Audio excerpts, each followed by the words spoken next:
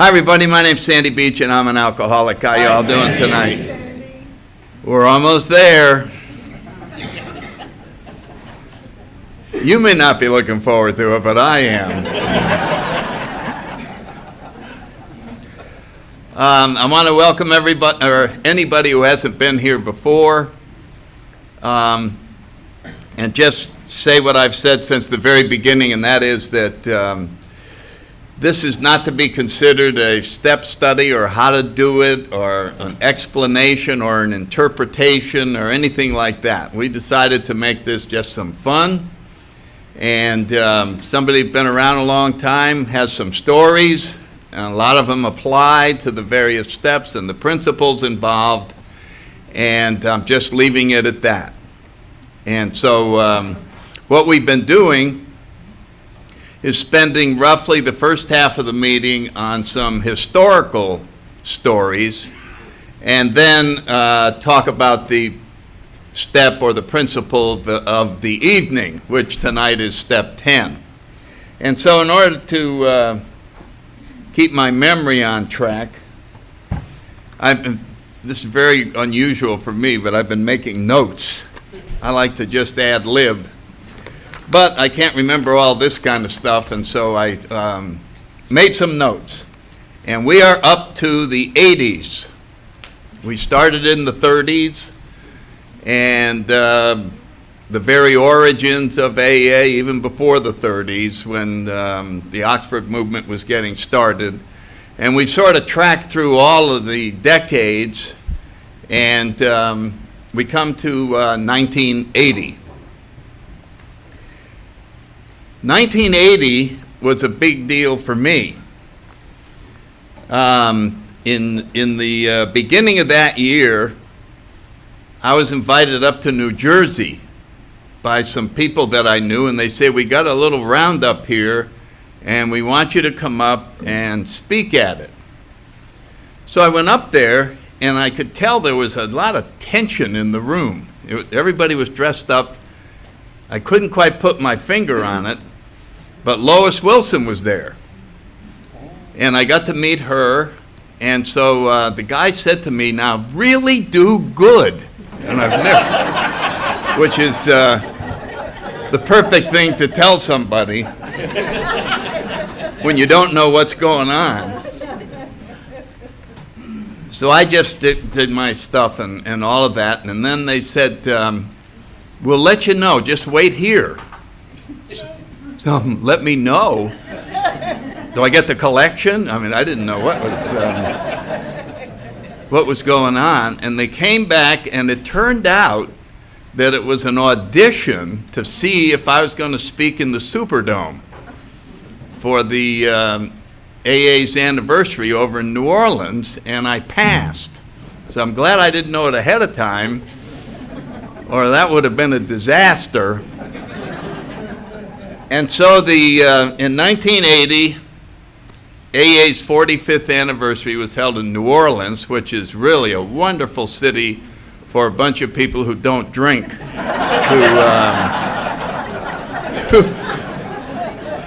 arrive. And I still can remember, this happens at all the internationals, the vendors are no slouches, and they do their homework. And they were selling Bill Wilson hot dogs on the corner. And they had signs outside the bars that they had these wonderful non-alcoholic drinks. And when you went inside, they had these things with fruit and little umbrellas. They were called the Serenity Sling.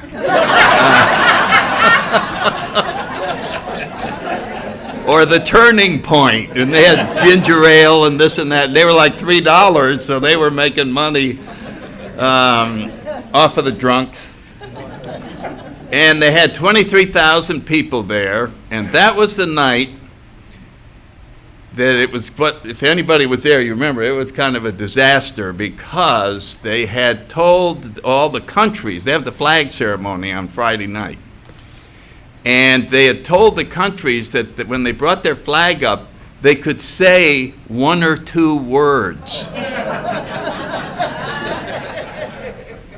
And, it's kind of like the convention, the great state of Alabama, home of the blah, blah, blah, blah, blah. And so each country, we're talking about grinding out an hour and a half or something on that. And we're sitting on the stage waiting to talk and desperately needing to go to the bathroom. And this went on. And they finally got through with that, and the following year they got a guy that I know to do change the flag ceremony and cram it all into a much shorter period of time. And then there was a miscommunication with they always have the local congressman or congresswoman give a welcome. And her staff assistant was in AA, and somehow the word got that she was to give her full speech, which is 30 minutes. And that was Lindy Boggs, who was really from a great New Orleans family, and her daughter is Cokie Roberts. You watch her on the Sunday news. And anyway, she talked for 30 minutes. And then they started with the celebrities, and then they started with a lot of other things. And I was last. They have 3 speakers of 20 minutes each. And I could see the people leaving. I mean, they were just tired. They just were going home. And I would guess that probably 7,000 or 8,000 people had gone before it was my turn, but it was a big honor. And I used the pinball story, so that saved my butt that night. And that same year, Marty Mann passed away. And of course, Marty Mann was one of the first women to get sober in AA and became very interested in education about alcoholism and started the National Council, which became the National Institute on Alcohol and Alcohol Abuse, and started all of the efforts really to make alcoholism a disease so it could be covered by insurance, and which led to the treatment centers, and it just became just something that was entirely different than it used to be, when the only way people got to AA was through word of mouth. Somebody, my uncle's in there, I'll get you in touch with him. And now we have employers and judges and all kinds of people that funnel new alcoholics into AA. 81, the big book hit 3 million. It's just staggering to watch the numbers as they take off. It took all those years to get to 1 million and 3 years to get to 3 million. 82, the estimated membership was just under 1 million. And we had 48,000 groups in the world. So you can see how it's gone from 3 groups and 35. Now we're up to 48,000 groups all the way around the world. And Nell Wing retired. She was the archivist and was the Bill Wilson secretary, and she typed the 12 and 12. And she started the archives in New York, and then a guy named Frank Mauser took over, who I became very good friends with. And I just loved going up there. When I'd go to, if you go there, you got to go in and see the archives, and it's really wonderful how they treat you when you come in to the central office in New York. And Frank would come to conventions, and he had a big presentation with slides about the history of AA, and he really knew lots of obscure things that are of interest to me and other weird people. And he retired over on the east coast of Florida, and I had all these plans to get him over here to talk at different groups and all that, and he dies of a heart attack, I think, with less than a year after he retired, and it was one of the great losses of resources that we have. Okay, 85, we had the big one, the 50th anniversary of Alcoholics Anonymous up in Montreal, Canada, and we went up to 44,000 people at that convention. AA was starting to become one of the largest conventions that are held in the world. At that convention, the gal that typed the big book spoke, Ruth Hauk. Now that is really going back to the very beginning, and they gave her the 5 millionth copy of the Big Book. And so the celebration was quite wonderful up there, and a very obscure fact, but a true one, is that the Seagram's Distillery, which is right there in Montreal, maker of lots of whiskey that I consumed, not buying expensive stuff. And if you remember, Seagram 7 was way down. You could really afford that. And the Seagram's headquarters and their main distillery had their 3 flags at half-mast.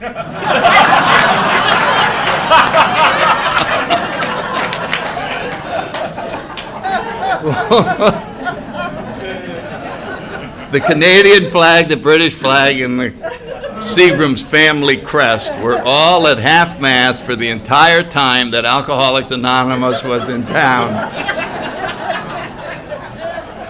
And they got some good publicity out of it.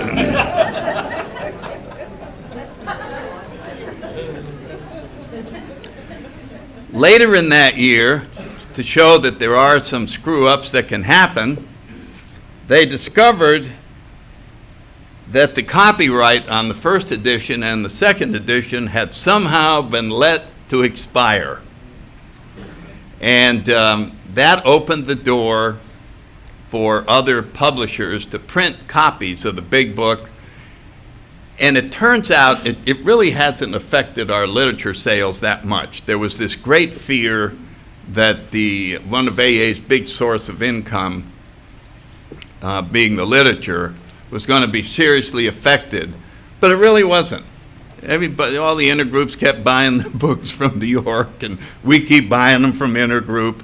But in addition, I might have one of those special ones with rooms for notes and with a reproduction of the cover of the first edition or whatever. But the door was opened for the first and second edition to allow other people to print copies of it. So if you wondered if you ever ended up with a copy that was done by some other publishing company, that's the reason. It's interesting to note that Hazelton did not take advantage of that. They've really been quite a friend of AA, and they sell more literature and buy more big books almost than anyone. They just are tremendous assistance to Alcoholics Anonymous. Also, Bill and Lois's home in Bedford, New York, Stepping Stones, was declared a New York historical site, so it's been preserved and it's there for us to visit. AA membership reached 1 million. So that's astounding. I mean, just the number alone, 1 million people have gotten sober on a message. That's it. A message has been passed from one person to another. That's what happened. And 1 million people heard it and had their lives transformed. Because that's how it works. It's just one of us talking to another one. And we just have a support system, but the real action takes place in the individual groups. When somebody new, anybody want to get a white chip? You remember that? And up you come, and then people come around you, and pretty soon you're getting a 90-day chip, then you're getting a year chip, and then you're handing out a white chip to somebody. And it's just nice. 1 million people. 1987 or 86, the paperback edition came out of the Big Book. And a lot of people like that. It's lighter and you can carry it around. I got one of both, or one of each.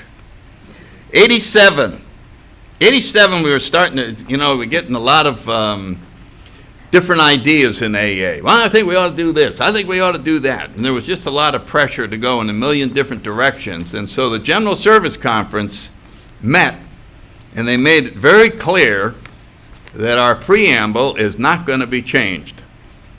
There was just, well, we ought to have it read that. We ought to include that. We ought to get this. We ought to do that. And they made it. It was just absolutely unanimous from all over the country. The preamble is going to stay the way it is. And besides that, we're going to print up cards, send them out to all the groups that talk about our primary purpose and what a closed meeting and an open meeting is, just to clarify all that. So AA just made a decision, stick to the basics, do what we do best, and it was formally adopted in 87. 88, Lois Wilson died 97 years of age. Now that is astounding, that she was there from 35 to 89 and saw all this happen, and Al-Anon blossom into the wonderful fellowship that it is. So we're seeing now just about everybody from way back then isn't around anymore. And Bill passed the torch way back when he stepped down and allowed the fellowship to govern itself and to take care of itself. And it's been doing that ever since. And we'll never have two co-founders again. There'll never be anybody who wrote all our literature or anything like that. And it's interesting to look back at that literature, and a lot of the language is kind of archaic today. We don't use the same adjectives, we don't use the same type of sentences. And people of 17 years of age connect with it. Yeah, I was reading the book, it really helped me. So there's a message in there that's amazing. And it is the message. And it's funny, but that year, The Language of the Heart was published. And if it's anything that describes AA, it's the language of the heart. It's one heart speaking to another. It's not an intellect. It's like, and people give talks, they speak from their heart. And they are, and you connect. And you realize you're in the right place, and that nobody's here with an angle. They just want to help you. And then once we make it, then we help each other stay here, and this continues to grow. 89, you may not be familiar, but Leonard Strong was Bill's brother-in-law. He was a doctor, and he died. And he really was a tremendous assistance. He paid for Bill to go to treatment. He was the one that got him the appointment with Willard Richardson in Rockefeller's office, which set up the whole thing. Even though they didn't get a lot of money, they got a lot of wonderful things happened as a result of the advisory board in the Rockefeller Foundation. And he himself was on the board in the very beginning of our Alcoholic Foundation. So he really was someone who took an interest in Bill and then in AA and carried it on till when he died in 1989. And that year, the last thing I have is James Woods and James Gardner playing Bill Wilson and Dr. Bob, big Hollywood movie, My Name is Bill W. And people went to that and really learned about AA. They consulted with New York on that film, and so when you see it, it really is real. I mean, it really is. You go, yeah, that's just like my group, and you know, it's just wonderful that was done, and it's just a nice thing that happened and gave us more credibility and more getting over the stigma of alcoholism, which is very small now. It is just, you rarely hear somebody say, gee, they found out I'm an alcoholic at work and they're letting me go. I mean, a sober alcoholic. They ought to let us go if we're a drunk alcoholic. So that'll bring us up to the 90s, which next time there isn't much. I mean, we're running out of real historic material, so I got a couple things planned. One is about service, and then the finale, I don't know, it's going to be weird. But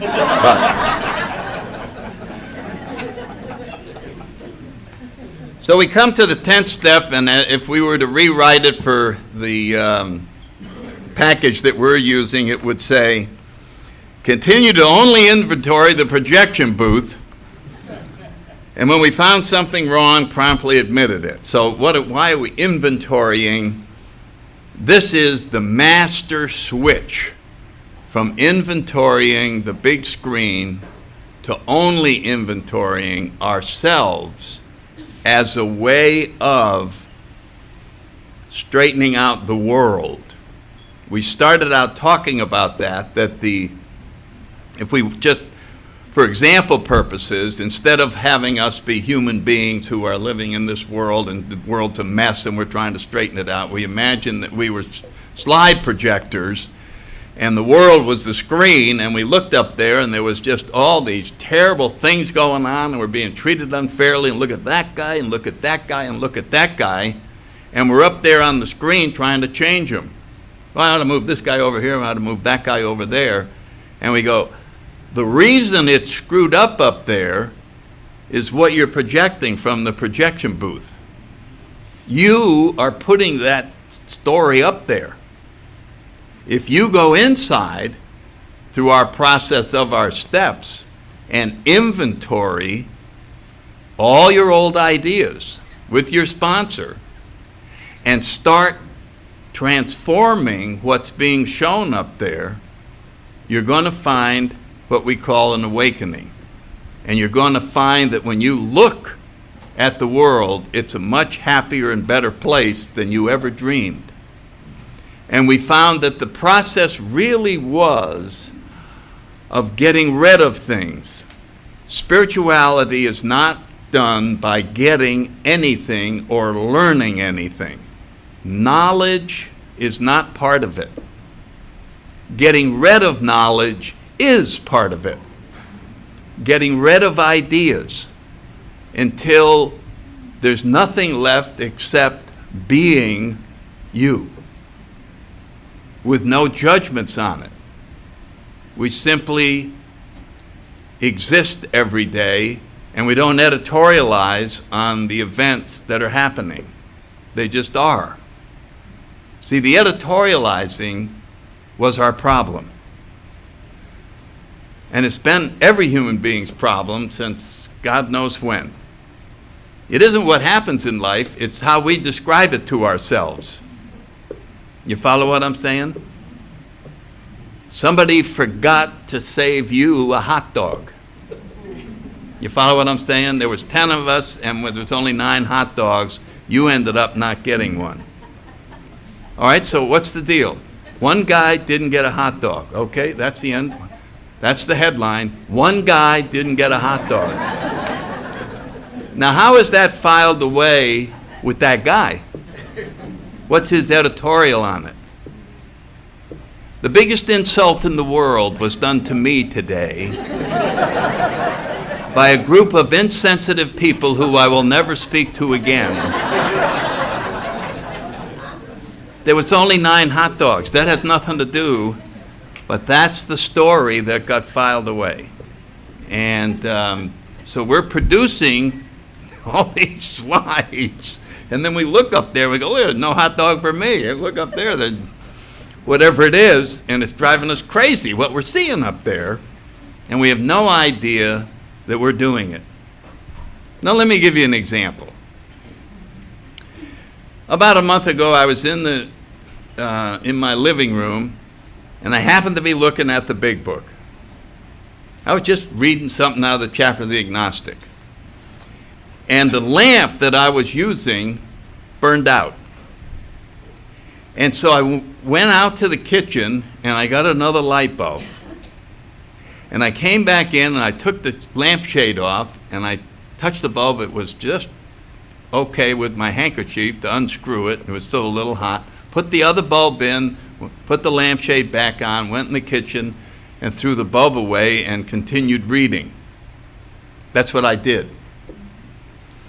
What I didn't do was call my sponsor, ask him why a light would go out while I'm reading the Big Book, sending me a signal that God doesn't like me and that I never should have been reading the big book in the first place, that probably I'm not supposed to get sober, or that lamp never would have gone out while I was reading the big book. Can't believe that that would do it to me. I've never felt more rejected when it went dark as I was reading the big book. That's quite a problem out of a bulb going out, isn't it? Don't we all do it?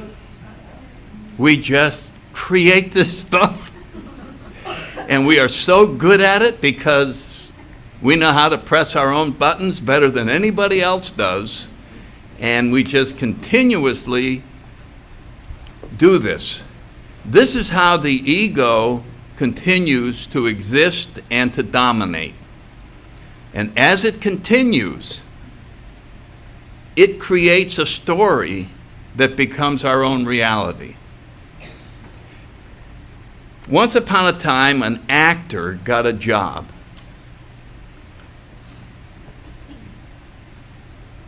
He'd been looking for work for quite a while, and he got a job on a Broadway show. He got a part in the show.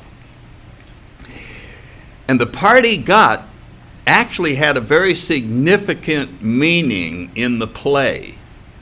He was a janitor. The play opened with the janitor on the first floor of a brokerage firm, and he's sweeping the lobby, and the lights come on and people start coming to work, and then they're up in the offices on the second floor where all the action is taking place. They're making the deals, they're running down, they're going by him occasionally, hi. But as it turns out, when they got problems, they talk to him. And he really ends up being like the philosopher in the play. But he doesn't see it that way. He sees himself a janitor sweeping the floor, which is what his part called for. So for a month or so, he's so happy that he got the part, because he's getting paid regularly and he's up there. But the longer it goes on, he goes, look at this, there's 500 people in this theater watching me sweep the freaking floor. They're looking at me going, hey, look at the janitor. I have a lot more talent than the guys upstairs, the brokers. I mean, I'm a much better actor than these other people in this show. This is really bordering on a tragedy of huge proportions. This is almost up at the King Lear or the Shakespeare level. What is being done to a sensitive actor like me, placing me in a demeaning position in front of 500 people every night, is awful. It's a disgrace. What this play really ought to be about, and we really ought to tell the audience, this isn't a play about the stock brokerage firm. This is a play about a sensitive actor getting screwed. That's what this play is about. And he carries this on to the point that that's the play he's in. That's the play he's in every night. He's in the play where he gets embarrassed, humiliated, and he's no longer in the play. He's in his own. We all are in our own. And that's the one we're trying to break. And those are the slides that are going up there. We've been putting them up there for years. We started out with a real play in childhood. When we arrived here, we were in God's world. We hadn't made one comment about his world yet. But as soon as we began to be able to think about things, we started describing it to suit ourselves, and we ended up with a mess. We ended up with, because we have the ability to think, the temptation to make us the center of everything is overpowering. And that's why we say self-centeredness is the root of our problem. Yes, the world, I see it, this is as God created it, but He didn't make me important enough in this world. So I'm going to ratchet it up a little bit. And each one of us has made ourselves the star of our own story. You follow what I'm saying? It's almost like a dream. You know, did you ever have a dream you weren't in?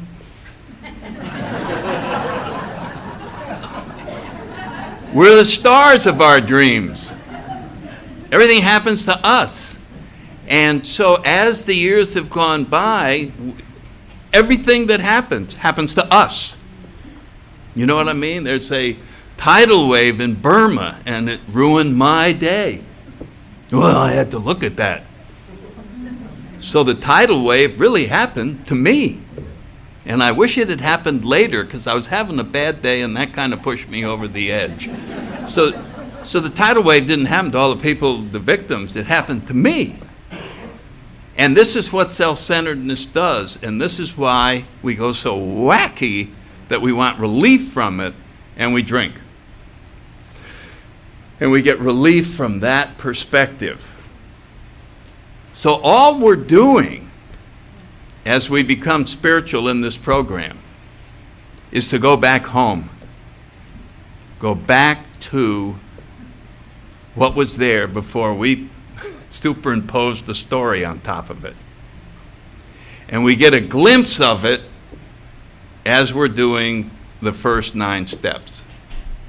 We get that magic moment when we personally see through our own story and see a glimpse of God's kingdom. When we feel financial insecurity leave us. When we feel self-seeking slipping away. When we suddenly realize that God is doing for us what we couldn't do for ourselves, we see it. And we start seeing the light from the projection booth, which is inside of us, which is our spiritual light, is now shining through some openings in the slides.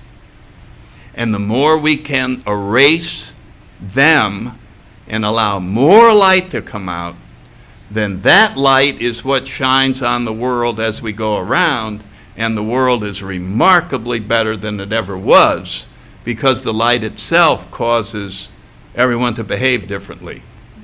And as we said last week, instead of bringing out the worst in people, we're bringing out the best.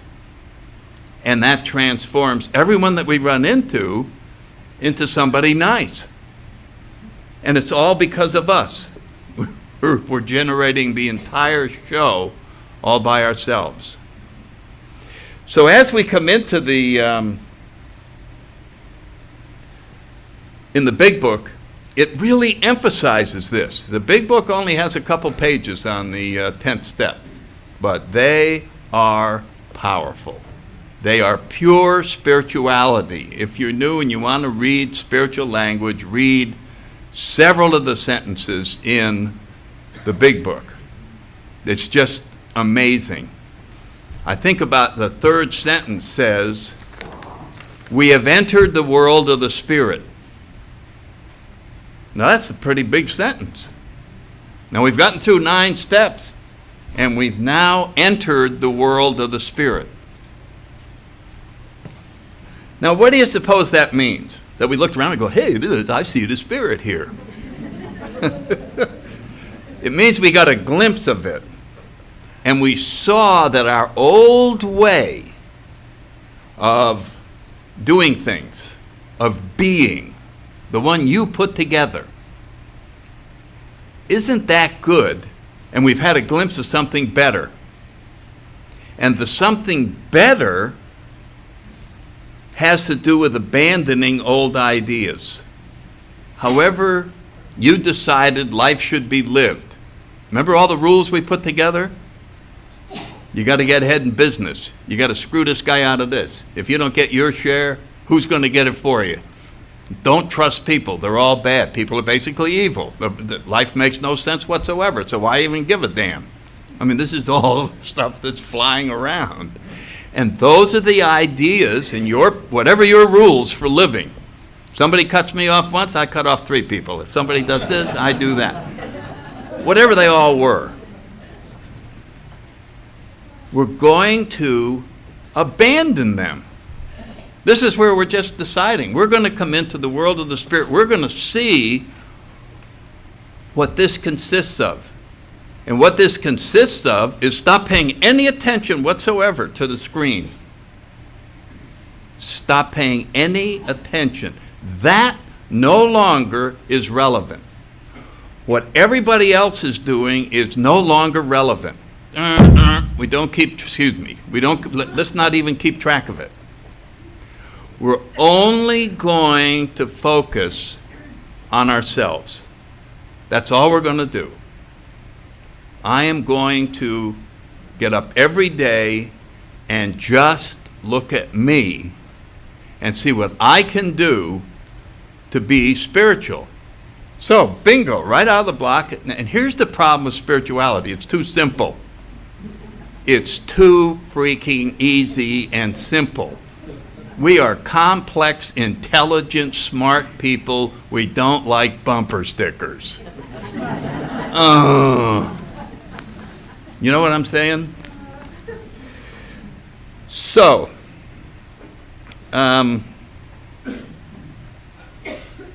here's the sentence I was trying to remember, but I couldn't.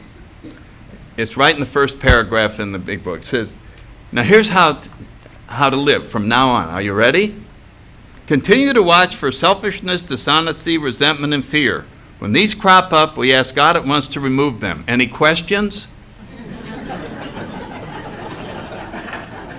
That's it for the day. You got it? That's it. Just go out and that's all you do. I see if that crops up, ask God to remove it. Hey, God, remove it. Hey, man, you got to be more than that. That's, I'm used to doing some of the managing myself. That kind of leaves me out, doesn't it? Hey, but God, I'm just reporting this. Okay, good thing.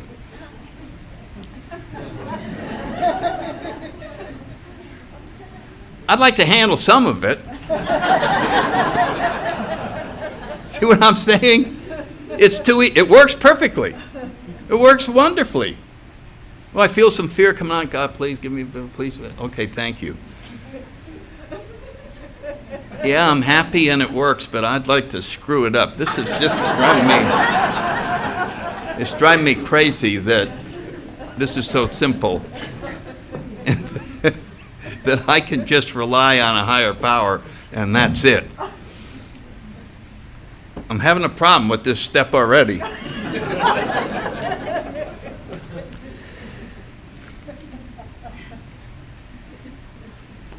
Then another phenomenon comes along. If we have a vision, as was described in the promises, and we continue to work on it, it will expand. And we will be much more controlled by our spiritual side than by our ego. And part of us loves it, and part of it hates it. This is very threatening to that part of us which controlled our lives until we got to AA. So it is going to come up with different techniques of talking to us. One of the most common is, Mary, you know that quote, quote, spiritual breakthrough you had? You know, the big light, the glimpse. You suddenly knew God's doing it. That was probably indigestion. Do you remember what you ate that day? A lot of people see stuff like that after a lot of hamburger and sauerkraut. And in other words, doubt is one of the greatest weapons to the spiritual progress. I swear, about 2 months ago, I got up one day and I said, you know, everything you know is a lie. All of AA is a lie. Why do you believe it? And it was, where did that come from? I'm just standing there. I think I was shaving or something. And it's just, this is your friend talking. I'm just trying to warn you. All of that is a lie. Do you see God? Do you see any of this stuff? Are you gonna? You can't be falling for this stuff still. Unfortunately, I just said, get out, dismissed it. But you hang in long enough and give those voices an audience, and they'll take over again. They'll take over, and you'll be back checking the screen to see what you should do next. And so I throw that out because I remember that so vividly. And it works something like this. It's just, okay, we're inventorying, I'm changing this, I'm doing that, and it'll just come in. You won't, it's you, so it doesn't have to really sneak in. It's already there. And it'll just say, God damn, look, big trouble up there, look. What? Made you look.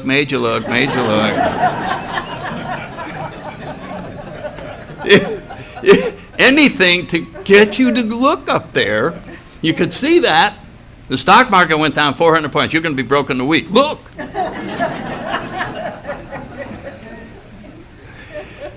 So that's why we need each other. And we really need this program to maintain and continue to develop the glimpse that we've been given. Then we have some beautiful language in the big book, and I just want to read these three. We've ceased fighting anyone or anything. How's that for a new plan? Does that look anything like your old plan? We've ceased fighting anyone or anything. That means anything can happen and it's fine with me. Did you ever think you'd get there? Wait a minute. You mean I just leave the world untouched? Yeah. Well, isn't it important for the world to know my opinion? No. Shouldn't I be looking at it and seeing what I can straighten out? No. We've ceased fighting anyone or anything. Now, we want to contribute to the world. We want to change the world. This is how you change it. There can't be peace in the world till we're at peace with ourselves. It's a joke. We have to find inner peace. That is what this is all about. And then it will just happen. We will just spread peace wherever we go. It's very contagious. It is a program of attraction, not a program of jamming something down your throat. A program of attraction. Did you ever hear that? Well, we got 3 million people who've been attracted just from a message that 2 guys started. That's pretty powerful stuff. So let's stay in the booth instead of on the screen. And let's just continue in here. Now it's describing what spirituality looks like. It's talking specifically about drinking, but this applies to all other situations. And you all remember this sentence. We've been placed in a position of neutrality. What a place. What a place. I'm neutral. I am just unaffected. I'm neutral. The problem has been removed. That is the difference. Problems aren't solved, they're removed. We took forgiveness and we took making amends, and it cleaned the slides. And the problems on the slides were removed. And when the problem was removed, the light shined through. The light shone through. So what a description. We're in a position of neutrality. The problem's been removed. Now, I made the problem, so all we did was undo my work. And that's what we all do. It's not up there. Nothing up there has to be fixed. I just have to have these problems removed. So it's always going to come back to me. Continue to take personal inventory, and when I'm wrong, promptly admit it. When I find something going wrong, I admit it and I ask God to remove it. Then we have the wonderful sentence, we have a daily reprieve contingent on the maintenance of our booth. You see what I'm saying? As long as we are maintaining this cleansing of the slides, the light will shine and we will enjoy our lives. It is all in here. But part of us is going to keep telling us, hey, and it'll be back in action. Oh, there's a bunch of stuff that needs to be fixed. So this step is setting us up for the rest of our sobriety with looking at only ourselves. Now, the 12 and 12 is also brilliant on this step, in my opinion. It's just wonderful what Bill got in both books. In the 12 and 12 is the sentence that people use all the time, which is, how do you know if something's wrong in the booth? You follow what I'm saying? And here's how you know. If something disturbs you, no matter what the cause, there's something wrong in the booth. That's paraphrasing what the 12 and 12 says. If something disturbs you, no matter what it is, there's something wrong with you. Now see, that is entirely in harmony with everything we've been saying tonight. Problem, it's in the booth. And so you go, well, gee whiz, what about them? What about them? I mean, we want to protect ourselves, and so we point out there, well, hey, did that, and that happened, and that happened. So what is wrong with me? You're disturbed. That's what's wrong. How do you get undisturbed? And that's why I love the 12 and 12. 4-point plan. 1, 2, 3, 4. 1, self-restraint. That is the great gift to pray for. Self-restraint. Things happen, do nothing. Some people call it counting to 10. You can do whatever you want to call it. Do nothing. My boss said to me, this memo sucks. Hurts me so deeply, I go, I quit. And the words are now crossing the office, and they haven't got to his ears yet, and I want to get them back because I need this job. So with self-restraint, I go, okay, I'll look at it. That's number 1. Friend of mine, Ed, whose memorial service I went to last week, used to say he lets 5 people be wrong ahead of time when he gets going out his door going to work, which is a spiritual cushion against the world. Follow what I'm saying? 5 jerks can do anything they want today, and I'm giving them permission. There was another guy who would have Thursday be traffic day. Everybody can drive any way they want. Fine. Yeah, cut in. Oh, yeah. Yeah, that was my spot, but you take it. Hey.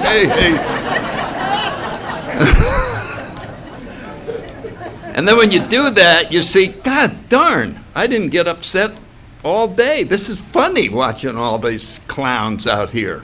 That's because the ego wasn't involved. And there was probably a better spot right up around the corner. So that is self-restraint, which allows the rest of the three things to take place. Without self-restraint, we blow up and it's over. The second is an honest analysis of what's wrong. Honest analysis, I use someone else. I get on the phone, I call up somebody, I say, can I run this by you? It only takes a minute or so. This happened, the guy said that, I said that, now I'm really, feel terrible. And then I get my feedback. He said, well, you're totally wrong. You're reading the situation wrong. You're absolutely 100% wrong. Go make an amend. Go make the amend. Back to undisturbed. See, the goal is always to get back to undisturbed. This is the new goal for the day. It used to be make a lot of money. Used to be get a promotion. Now we're in the world of the Spirit. Undisturbed. Go through the day undisturbed, you win. We have a new scoring system. You undisturbed, hey, put a check mark up there, you're ahead. That's all we wanted anyway. That's all we ever wanted. Peace of mind. Get undisturbed. Now, what if it's the other person? I call up and I go, hey, boss came in, if it's different. They called me, they wrote that. He said, wow, your boss is completely out of line. You don't have anything to do with that. That is outrageous, outrageous behavior. Forgive him. Where do we end up? Undisturbed. 1, 2, 3, 4, undisturbed. Uh-oh, getting disturbed. 1, 2, 3, 4, undisturbed. I either made an amend or I forgave. Because the game isn't to win. There's no competition. There's nobody to roll over. I'm just working in the booth. I'm just getting that straightened out. So you can see, we got to get rid of a lot of other rules that we had on how to handle a million different situations. This is totally foreign, so we're going to make mistakes. So practice. We continue this step for the rest of our lives, trying to get better and better and better at not only not getting disturbed, but if we do, getting undisturbed very quickly, so that as you look back on a year, you can go, I only really got very angry twice. Do you know what a change that is for all of us? To look back and say, last year I really only got really angry twice. I mean, most of us were in anger management before we even showed up here. We spent half our time angry. Angry at what? At that mess up there that we created. And we were going to stay angry till we hit the grave, until we started changing inside. So when it says it's the world of the Spirit, that's what it means. We're going to abandon all the other ways of handling a poker game, going to a football game, all of those have to be gone. And I got a slide on how to handle the Washington Redskin fans when they come to town. Okay, well, let's get rid of that slide. You see how many areas we're going to have to give up? Man, I'll tell you, this is not a pleasant process. But it's a jackpot. It is an absolute win, more winning. And when we go to the last couple steps, you'll see that now we want to really open the channel and see how much light we can get before the game's over. How bright can we get that light with what time we have left? Okay, we're at the end of the time. I thank you for your attention, and we'll wrap it up with the Lord's Prayer.